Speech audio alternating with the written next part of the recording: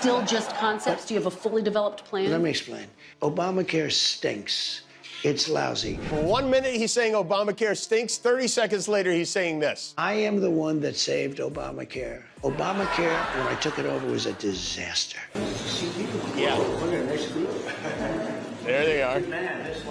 After many years, Trump finally found somebody with a gaudier house than Mar-a-Lago. Here's a brain teaser for you. What do the Unabomber, McDonald's, and healthcare have in common? Give up. Well, they're all ingredients in the craziest true crime cocktail you'll hear about this year. Before we move on, I'd like to ask you a small favor. If you appreciate this content, please take a second to like this video and subscribe to the channel. Over 98% of you watch the videos without subscribing. It costs you nothing, but it makes a huge difference to us. So, did you click the subscribe button? Great, thank you so much. Now, back to the video. Stick around as we unpack this medical mayhem, complete with manifesto musings, burger joint busts, and bullets with a message. Trust me, by the end of this video, you'll be questioning everything you thought you knew about the healthcare system. If I did it, you would be standing up in that chair shouting at me. And you know what I'd do?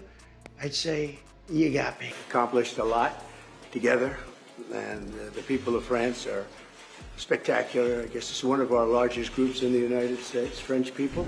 Well, folks, our favorite orange-tinted troublemaker has been up to his usual antics, this time taking his show on the road to Paris. Trump met up with French President Macron, and let me tell you, it was like watching two roosters in a barnyard. They were all puffed up, engaging in some good old-fashioned arm wrestling. I guess that's how world leaders measure their, diplomatic prowess these days. But the real spectacle was at Notre Dame Cathedral. Trump, ever the charmer, praised Macron's restoration efforts, saying, "President Emmanuel Macron has done a wonderful job ensuring that Notre Dame has been restored to its full level of glory." Wednesday of last week, if you don't know, the CEO of United Healthcare was murdered going into a hotel in New York. The 14th Amendment, though, says that, quote, all persons born in the United States are citizens. Can you get around the 14th Amendment with an executive We're gonna have to action? get a change. I'm sure the ancient stone walls were blushing at such high praise from the great Donald himself.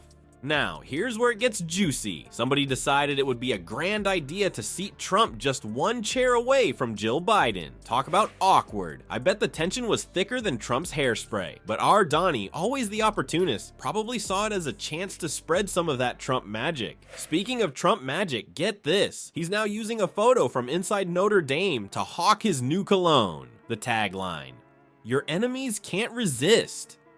I don't know about you, but nothing says irresistible like the smell of old church and ego, right? But wait, there's more. Grumpy Trumpy decided to grace Meet the Press with his presence, and boy did he deliver. He claimed he saved Obamacare. Yeah, you heard that right. The same Obamacare he tried to kill more times than a cat has lives. He also threw out some wild numbers about murderers being released into the country. 13,000 and change, to be exact.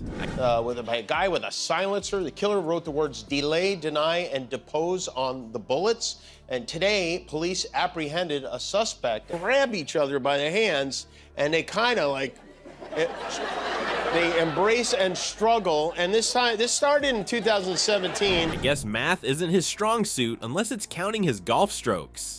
And when it came to healthcare plans, our man Trump says he's got concepts of a plan. Concepts, folks, not an actual plan, mind you, just concepts. It's like saying you've got concepts of a diet while scarfing down your third Big Mac. As we transition from this Paris adventure and TV train wreck, let's pivot to a story that's less about hot air and more about cold-blooded murder. Buckle up, buttercups, because we're about to dive into a healthcare nightmare that'll make Trump's interview look like a walk in the park. From the golden arches to handcuffs, who knew a happy meal could lead to such an unhappy ending?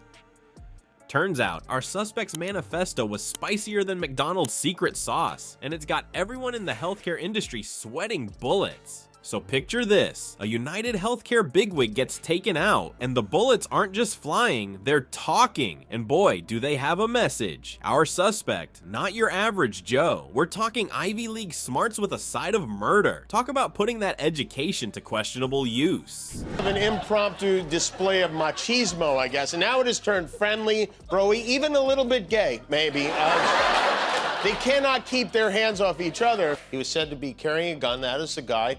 Gun was similar to the one used in the shooting. He had 3 handwritten pages that indicated ill will toward the healthcare industry. Now, here's where it gets weird. Our brainiac baddie decides the best place to chill after offing a CEO is McDonald's. I guess nothing says I just committed a crime like a Big Mac and fries. The cops nabbed him faster than you can say supersize me, and what do they find? A manifesto that makes Trump's tweets look like nursery rhymes. But wait, there's more. Our suspect's Goodreads account is a real page turner. Turns out he's a big fan of the Unabomber, because nothing says I have grievances with society quite like praising a guy who mailed bombs to people. Now, let's talk about those bullets. They weren't just any old ammo, nope. These babies were inscribed with delay, deny, and depose. Sounds like someone's been binge watching too many lawyer shows, am I right? But jokes aside, it's a pretty grim commentary on how some folks view the healthcare system. If it's not necessary, he was arrested after looking suspicious in the McDonald. Doesn't everyone look suspicious in a McDonald? Control of a lightsaber. Like what? Yeah.